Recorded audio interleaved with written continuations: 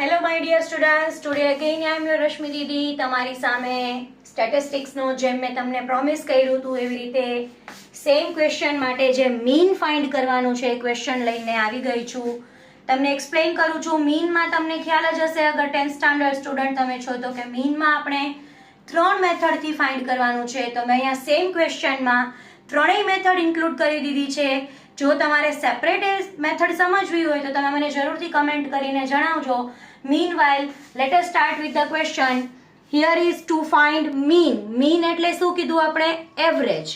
Average મતલબ બધા જે આપણી પાસે ફ્રીક્વન્સી કે ડેટા છે એનો એક એવરેજ વેલ્યુ શું નીકળે છે એ અહીંયા આપણે જોવાનું છે. અગેન અહીંયા આપણી પાસે ગ્રુપ્ડ ડેટા છે. સેમ ક્વેશ્ચન છે એટલે સેમ ગ્રુપ છે. You can see 5 to 15, 15 to 25 and so on. અને એની ફ્રીક્વન્સી પણ એ છે 6, 11, 21, 23 and so on.